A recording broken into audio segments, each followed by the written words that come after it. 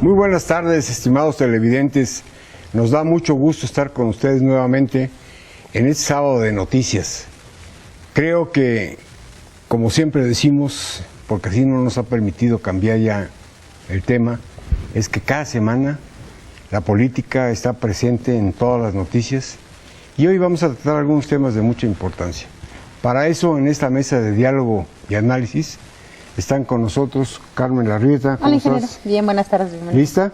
Pues lista. Señor licenciado, ¿con la espada desenvainada por los temas? ¿O ¿Cuál debe de ser, don Luis? Porque ahí tratamos temas donde la espada va a funcionar. Dan para mucho. Bienvenido. Gracias. Pepe Antón, ¿cómo estás? Hola Luis, ¿cómo estás? Muy buenas noches a todos. Y hoy tenemos un invitado de lujo, Federico Link. ¿Cómo estás? Luis, ¿qué tal? Muchas gracias por tenerme aquí. Al contrario, nos da mucho gusto que hayas venido desde Washington a este programa. Es un honor, un Pues lujo y un honor. Aquí. Pues vine a hacer algunas cosas a México, pero siempre es una buena oportunidad de venir a Hidalgo. Y además estar eres con los buenos conocido en amigos. Hidalgo porque has sido promotor de muchos jóvenes en Washington, ¿no? Sí, claro, actualmente tenemos a 10 jóvenes estudiando y trabajando en Washington, en Washington Center, y ha sido un programa muy exitoso pues de los funcionarios públicos de la administración estatal por allá. Entonces yo espero que esto continúe cada vez más. Pues ya que le ganaste la entrada a Pepe, platícanos de una vez, ¿no? Platícanos algo sobre lo que haces tú allá, Bueno, para que la gente ya te ubique.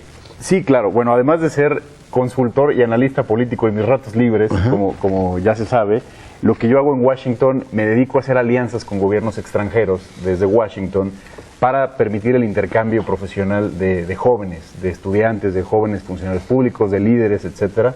Obviamente México pues es uno de los países más importantes en Washington y a través de estos acuerdos los gobiernos o las instituciones permiten que los jóvenes vayan a Washington a estudiar, a trabajar, pero sobre todo a tener esta experiencia profesional, esta exposición a este ambiente que solo se da en Washington y que regresen a México a aplicar pues todo lo que aprendieron. ¿Y si realmente es la cuna del imperio, por ejemplo?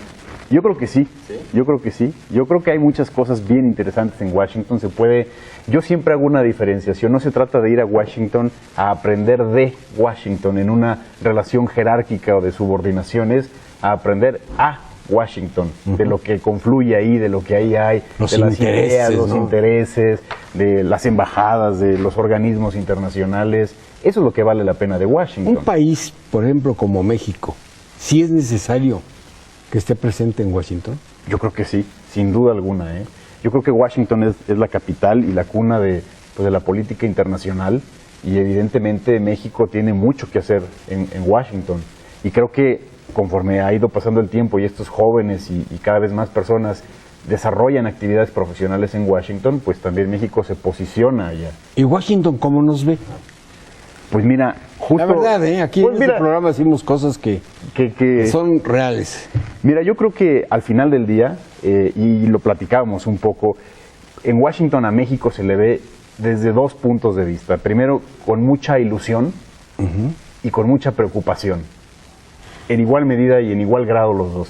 Te voy a decir por qué.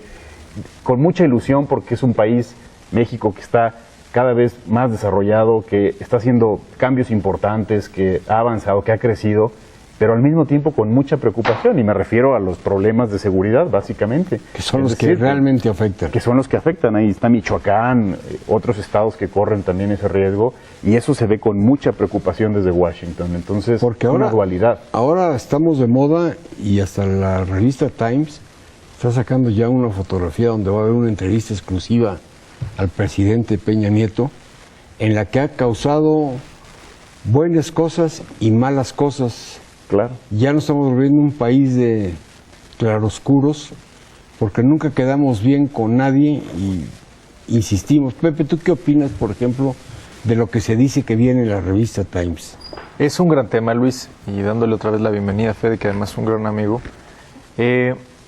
Siempre hay dos mensajes cuando se aparece en la prensa internacional: el que se lee en el extranjero y el que pasa por el filtro de la dinámica nacional. Es decir, nosotros vemos la portada de The Time con el filtro de Michoacán, con el filtro de la reforma fiscal, con el filtro de la inflación. Entonces, cuando nosotros leemos Saving Mexico, pues te preguntas ¿de qué? y creo que la cabeza de la propia revista pues deja ver la preocupación de la que habla Federico, es decir, salvando a México, ¿de qué? Cuando alguien necesita ser salvado es porque está en serios aprietos. Ahora bien, ¿y no? Dejando, yo creo que sí, no en todos los temas. Dejando de lado esta costumbre nacional de flagelarte por todo, yo creo que tenemos que ver este tipo de portadas como acciones mucho más prácticas y con más pragmatismo. Te voy a decir por qué.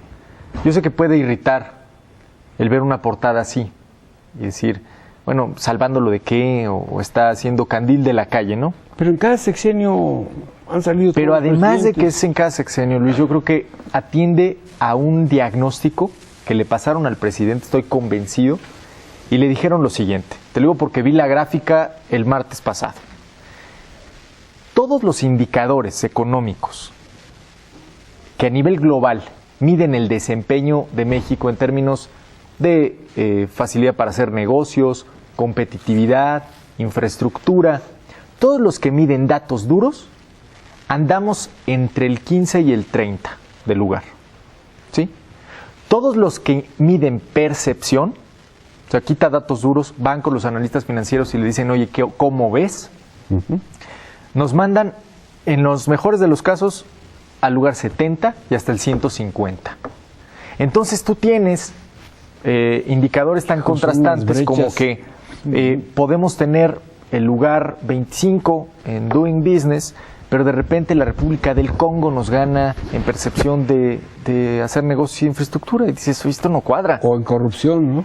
Y hay un solo factor, y es México está ardiendo, lleva años en una guerra, está en llamas. México y sus secuestros, México y sus cárteles de la droga, México el que exporta la violencia. Entonces, esta percepción internacional ya se convirtió en un serio problema económico. Nosotros podemos modificar todo el entramado legal para hacer más competitivo el sector energético, para facilitar las inversiones, para tratar de combatir los monopolios o para abrir el sector de telecomunicaciones a la competencia. Pero la inversión, además de la nota A de Moody's, sigue viendo un país con una crisis de seguridad que no puede tapar con un dedo, ni con una portada, pero sí hay un avance. Yo creo que sí es una es buena necesario. estrategia, creo que es una muy buena estrategia, como una acción muy práctica, empezar a vender al país de otra forma. Porque, y para cerrar el comentario, Felipe Calderón en el 2007 creo que implementó una muy buena estrategia de comunicación con el tema de seguridad, pensando en un año y para él. Es decir, la estrategia fue muy eficaz en términos de corto plazo y en el plano interno. El problema fue que fue una estrategia costosísima para el país en el mediano plazo, cosa que hoy seguimos pagando en pesos y centavos.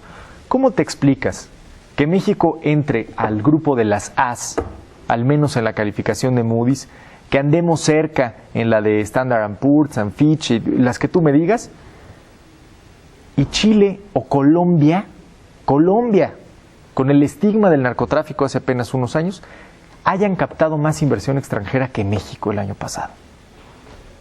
No es explicable si no es por este fenómeno de una percepción internacional que nos tiene como un país que no ha cerrado el capítulo de la guerra. Pero además en los mexicanos la percepción es de que no andamos bien, porque no traes dinero en tus bolsillos.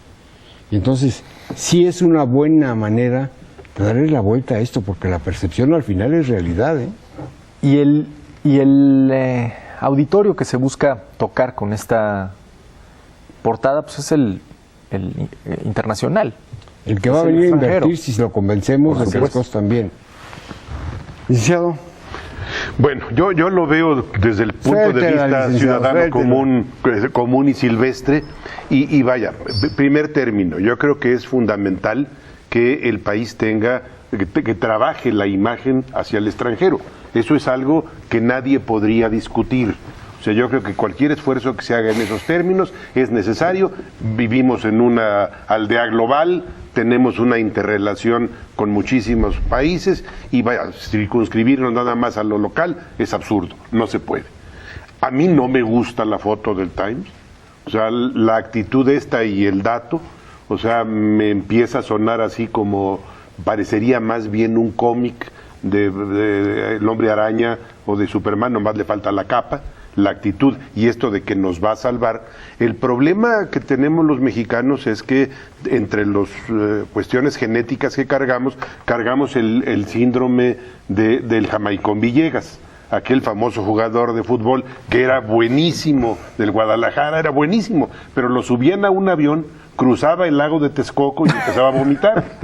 O sea, y no se reponía, o sea, todo el talento se le olvidaba. Entonces, vaya, yo creo que sí, los presidentes tienen que salir al extranjero, tienen que declarar de manera positiva y demás. A mí lo que me preocupa es que luego se lo creen. Entonces me preocupa que de veras el presidente se vaya a creer que es el salvador del país y que basta con el juicio del exterior para validar esa condición. Eso sería verdaderamente grave, y que caigamos en lo que hemos caído con mucha frecuencia: cuidar nuestros números hacia afuera, la imagen hacia afuera, pero adentro, de manera esquizofrénica, tenemos una segunda personalidad en donde, bueno, andamos con los calzones agujerados y afuera sí presumimos el frac, ¿no? Entonces, a mí me preocupan todas esas partes. Yo sí creo que gran parte de los problemas que hemos tenido en los últimos años se los debemos a que nuestros presidentes pierden la vertical. O sea, pero no será, o sea, antes de entrar al programa, Carmen me comentaba que se veía muy guapo el presidente, que traía mucha personalidad, y a lo mejor el letrerito ese de salvando a México, no esté muy ad hoc, ¿no? A mí me pareció bien, porque todo lo que se diga positivamente, sin duda. Y es que por eso tienen que hablar, ¿no?, positivamente del país para poder atraer inversiones. Si quieres vender tu camello, tienes que hablar bien del camello. Digo, no es por nada lo del camello, ¿verdad?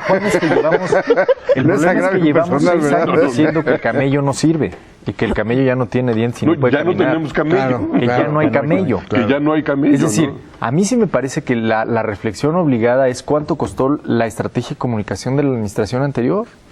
Porque además quisieron darle la vuelta. Quisieron darle la vuelta en 2008, si no mal recuerdo, con este tema de vivir mejor. Y la realidad no se los permitió. Vivir mejor con descabezados y muertos sonaba extraño. Pero además creo que nunca se midió el impacto internacional que tendría el decir que México estaba librando una guerra contra los cárteles de la droga. Claro, al presidente le dijeron Elliot Ness. Claro, le aplaudían en cada foro. Volvemos a la figura esta del héroe del cómic. O de la historieta. Pero ahí falló algo muy importante, ¿eh? A Calderón lo pusieron como el héroe, pero con un traje que le quedaba grande. O sea, hay señales en las fotografías y en la prensa. Y con todo respeto, Luis, cuando mucho. tu estratega para un asunto de esta materia, que es un tema de Estado, es un ex baterista de Timbiriche como Max Cortázar, pues bueno, suena complicado, ¿no? Pero bueno, vamos a hacer una pausa. Recuerda, estamos en su mesa de diálogo y análisis de Visto Bueno Televisión, nuestro correo electrónico vistobueno.televisión@gmail.com. Regresamos.